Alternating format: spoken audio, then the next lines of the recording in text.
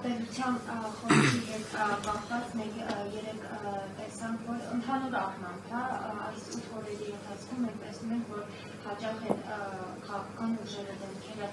միմյանց վիրավորում եւ դա էլ իրենց աջակիցները վերցնում են, ընկալում են միանգամից եւ ուղղում են իրենց հակառակորդներին, այսպես եթե ասենք, մեկ տոննա սունկ կերցնելը, ով ընտրի Բարգավաճ Հայաստանին, ապա ընտրում է Լուկաշենկոյին, հակառակ էֆեկտով ընտրում է... Այդ երկրորդի մեջ ատելությունը ո՞րն էր։ Համ բանը, ով ընտրում է ՔՊ-ին, ապա ընտրում է Ալիևին, սա ինչ իրավական գնահատական է ստանում։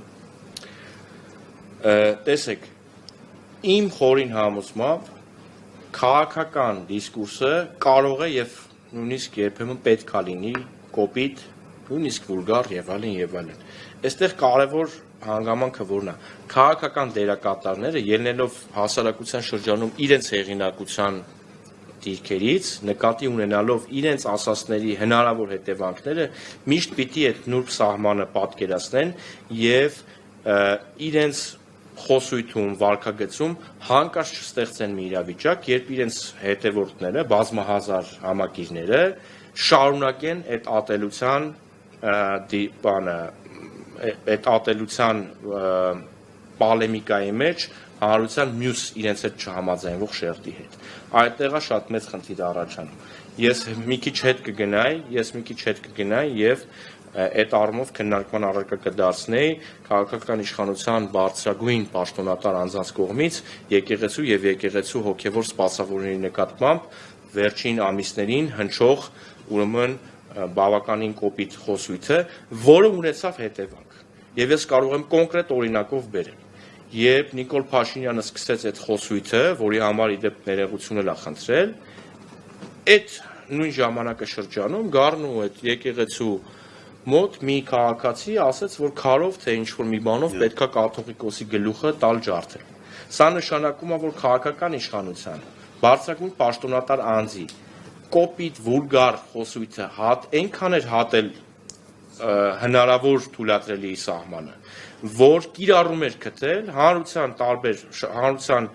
տարբեր ներկայացուցիչների բառապաշարի խոսույթի եւ Աստված ոչանի վարքագծի շրջանակներում, որովհետեւ մենք համանման մի վարքագիծ էլ հիշում ենք դատարանները շրջափակելու շրջանակում եւ դատավորին հրեցին պատուհանի մոտից գցեցին գետնին։ Այս բանը պիտի չանցնեն քաղաքական դերակատարները, բայց հուսով եմ դրա մասին օրինակ Տիկին Վարդանյանը կխոսի, որովհետեւ նաեւ մասնակցում է Քարոզարշավին։ Այսօր վերջին շրջանում ինչ են նկատել, որ իշխանության ներկայացուցիչները, մասնավորապես նախարար կլինի, մարզպետ կլինի, իրենց սոցիալական էջերում այսպես բարի լուր են հայտնում իրենց մարզի բնակիչներին, ասելով, օրինակ ճանապարհի այսքան հատվածը նվերանորոգվել է, ասֆալտապատվել է, այս կամ այն համայնքի հետ կապված որևէ խնդիր է լուծվել, տանիքներ եւ այլն։ Ուսումնասիրություն արվել է այս մասով, սա արդյոք ընտրակաշառք դիտարկում է, թե ոչ, եթե նախկինում սա ներկայ իշխանությունները նախկինի դեպքում, երբ որ ասֆալտ էին փռում եւ այլն, ասում էին, որ ընտրակաշառքի ընտրություններից առաջ, բայց հիմա ըստ էության ներկայացվում է որպես զարգացում համայնքային խնդրի լուծում։ Ես ձեր թույլտվությամբ ես այս հարցին չպատասխանեմ, որովհետև գիտեմ, որ իմ գործընկերները ավելի խոր աշխատանքային կարգով ուղղակի ներկայացնեմ, ես պիտի խնդրեմ, որ յուրաքանչյուր ելույթ ունեցող, զեկույց ունեցողին հենց իր թեմայի հարցերը տանք, որովհետև այո, դրանից հետո մենք էլի թեմաներ ունենք, որտեղ նաև կլինեն այդ հարցերը։ Բայց ամեն դեպքում պարոն Հարությունյանը ոնց կորոշի, կարող է եւ պատասխանել եւ չպատասխանել։ Ես կթողեմ գործընկերները։ Շատ լավ։ Շատ լավ, ես եթե հարցեր կներեք խտրական, ձեր ասածը դասական խտրական կիրառումն է քրեական օրենսդրության, ես վերադառնալով իմ թեմային, բերեմ ամենապարզ ու ամենաբան ցայտուն օրինակը։ Այդքան ընդդիմադիրների նկատմամբ պես նյութապես շահագրգռելու հավաքների մասնակցության քրեական վարույթներ հետապնդումներ հարուցվեց, համարյա բոլորի նկատմամբ կալանքի միջնորդություններ եղան, երևի 1-2 առաջին չբավարարված կալանք ա եղել։ Նոր նորքում բլոգեր Արտուր Չախոյանը այդ իր հեռախոսով պատտվում էր Գայ Արցանի մոտ։ հերթով հարցնում էր մարդկանց, դուք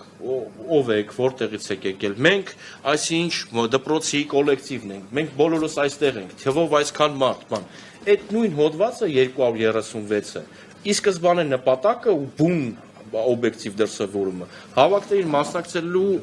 նպատակով անձին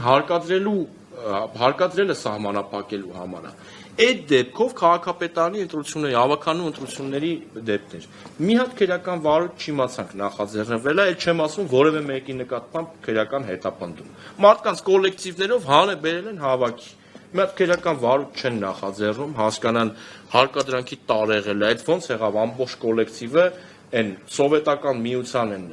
լավագույն շրջանների, լավագույն ավանդույթներով բոլոր բաներով անդամներով եկել են։ Հարկադրանքի տար չկա, բայց վարույթ չեք նախաձեռնում, բայց մեղադրանք չկա, մի հատ հասկանանք հարցաքննություններ չկա, այս նույն ձեր ասածը ընտրակաշառքների վրա, որ հիմա վերենք իմպլեմենտացնենք, կտեսնենք, որ օրինակ Թալինի համայնքապետը համայնքի բյուջեից մարդկանց բարերարություն է անում։ Այն խեղճ ընդդիմությունը, որ հələ իշխանության չի, համայնքային կամ պետական բյուջե չկա, որը տեղից ինչ-որ մեկին բարերարություն անի։ Այդ ոնց եղավ մրցակցային հավասար պայմաններ։